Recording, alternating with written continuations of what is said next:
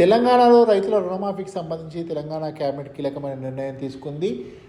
December 9, 2023 కంటే ముందు రైతాంగం ఎవరైతే రుణాలు తీసుకున్నారో వాళ్ళ రుణాలన్నీ కూడా ఏకకాలంలో మాఫీ చేయాలని చెప్పి నిర్ణయం తీసుకుంది. దీనికి అవసరమైనటువంటి నిధులు ఏ రకంగా సమకూర్చుకోవాలి ఏంటి అనే అంశంపైన కూడా కేబినెట్ చాలా కూలంకషంగా చర్చిస్తోంది. అయితే ప్రస్తుతం తెలంగాణ ప్రభుత్వం కొంచెం ఆర్థిక ఇబ్బందుల్లో ఉన్నటువంటి నేపథ్యంలో వీటిని ఏకకాలంలో ఖచ్చితంగా మాఫీ చేసి తీరుతామని చెప్పి ముఖ్యమంత్రి రేవంత్ రెడ్డి గతంలో ప్రకటన చేసి ఉన్నారు. లోక్సభ ఎన్నికల సమయంలో పలుమార్లు ఆయా ప్రాంతాల్లో ఒక రకంగా ప్రతిజ్ఞ చేసి మరీ చెప్పారు. ఆగస్టు 15వ తేదీ కల్లా రుణాలన్నీ కూడా మాఫీ చేసి తీరుతామని చెప్పి ఆయన చెప్పారు. అప్పటి నుంచి కూడా ఒక రకమైనటువంటి ఉత్కంఠ నెలకొంది. ప్రభుత్వం ఏ రకంగా ఈ నిర్ణయం తీసుకుంటుంది, ఏ రకంగా ఏకకాలంలో ఏ రకంగా రుణాలు మాఫీ చేస్తుందనే దానిపైన కూడా చాలా అనుమానాలు ఉన్నాయి. అయితే వాటన్నిటిని కూడా పక్కన పెడుతూ ఇవాళ క్యాబినెట్ కీలకమైన నిర్ణయం తీసుకోవడం అనేటువంటిది రైతాంగానికి గొప్ప శుభవార్తగా చెప్పుకోవచ్చు. వాళ్ళపైనటువంటి భారం ఏదైతే ఉంటుందో, రైతులు తీసుకున్నటువంటి రుణాలకు సంబంధించి వాళ్ళపైన భారం ఏదైతే ఉంటుందో వాటన్నిటిని కూడా అవన్నీ కూడా ఆగస్టు 15వ తేదీలోగా తొలగిపోతాయని చెప్పి దీన్ని బట్టి మనం అర్థం చేసుకోవచ్చు. అయితే ఇప్పటివరకు దాదాపుగా 30,000 కోట్ల రూపాయల విలువైనటువంటి రుణాలు ఉన్నాయి. 30,000 కోట్ల రూపాయలు ఆయా బ్యాంకులకు చెల్లించాల్సి ఉంటుందని చెప్పి ప్రభుత్వం ఒక లెక్క వేసింది. అయితే దీనికి సంబంధించి 30,000 రూపాయలు ఏకకాలంలో ఎలా సమకూర్చుకోవాలనేటువంటిది కూడా ప్రభుత్వం ముందున్నటువంటి ఒక కీలకమైనటువంటి సమస్యగా, ఒక కీలకమైనటువంటి అంశంగా చెప్పుకోవచ్చు. అయితే దీనికి సంబంధించి దశల వారీగా రుణాలు మాఫీ చేస్తాము అంటే ఆగస్టు 15వ తేదీ కల్లా రుణాలన్నీ కూడా మాఫీ అవుతాయి.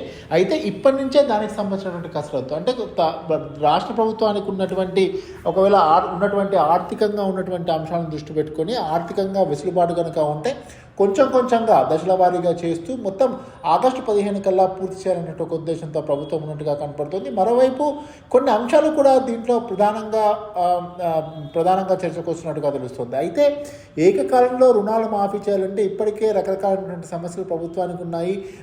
ఖజానా పైన చాలా భారం పడుతోంది.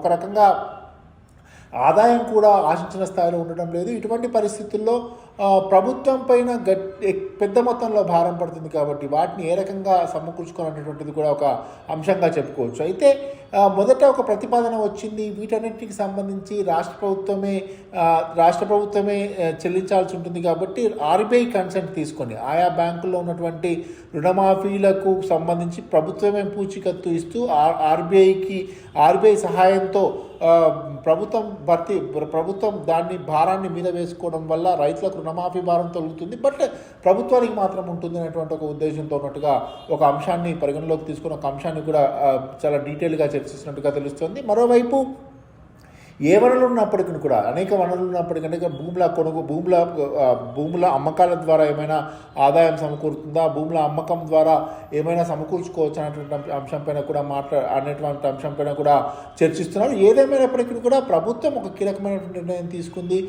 వనరులు ఏ రకంగా సమకూర్చుకుంటుంది అనేటువంటి విషయాన్ని పక్కన పెడితే ఆగస్టు 15వ తేదీ కల్లా రైతుల పైన ఉన్నటువంటి రుణ భారం ఏదైతే ఉంటుందో, బ్యాంకుల్లో ఉన్నటువంటి రైతుల రుణ భారం ఏదైతే ఉంటుందో అదంతా కూడా తొలగిపోతుంది అని చెప్పి మనం స్పష్టంగా అర్థం చేసుకోవచ్చు. ప్రభుత్వం గత ఎన్నికల్లో ఇచ్చినటువంటి 6 గ్యారెంటీల్లో భాగంగా ఇది ఒక చాలా కీలకమైనటువంటి అంశం. 2 లక్షల రూపాయల వరకు రుణం ఏదైతే ఉంటుందో వాటన్నింటినీ కూడా మాఫీ చేస్తామని చెప్పారు. ప్రభుత్వాన్ని కాంగ్రెస్ పార్టీ ఇచ్చినటువంటి హామీ మేరకు ప్రభుత్వానికి మంచి మెజారిటీతో ఇక్కడ అధికారంలోకి వచ్చినటువంటి సందర్భం మనం చూస్తూ ఉన్నాం.